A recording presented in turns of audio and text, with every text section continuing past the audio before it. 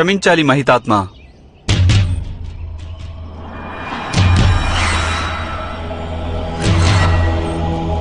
నిశ్చితార్థమే వివాహమైతే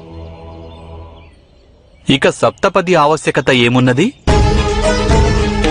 నిశ్చితార్థానికి అర్థమేమిటంటే మాతాపితలు అనుమతించారని. కానీ వివాహం అన్నది వధూవరులిద్దరూ అంగీకరించిన తరువాతే సంపూర్ణమవుతుంది.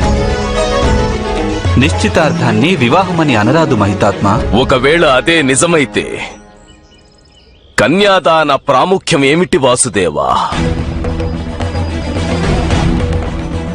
నారికేళ ఫలం సముద్రంలో పడగానే ఆ వృక్షము ఆ ఫలంపై తనకున్న అధికారాన్ని త్యాగం చేస్తుంది. ఆపై ఏ ఒడ్డుకు చేరుకోవాలో, ఏ భూమిలో వసించి కొత్త వృక్షమై మొలిచి ఎదగాలో ఈ నిర్ణయం కేవలం ఆ ఫలం, దాని విధివ్రాత తీసుకోవాలి. కన్యాదానం చేస్తున్నప్పుడు మాతాపితలు కూడా కన్యపై తమకున్న అధికారాన్ని త్యాగం చేస్తారు. కానీ ఎవరి అధికారాన్ని తను ఆమోదించాలి అనే నిర్ణయం కేవలం ఆ కన్యే తీసుకుంటుంది. మా ప్రియ సోదరి సుభద్ర ఎప్పుడో తన నిర్ణయాన్ని తీసుకుంది.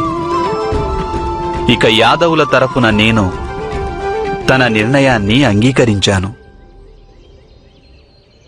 హస్తినాపురితో మీకు మిగిలేది శత్రుత్వమే అవుతుంది వాసుదేవా.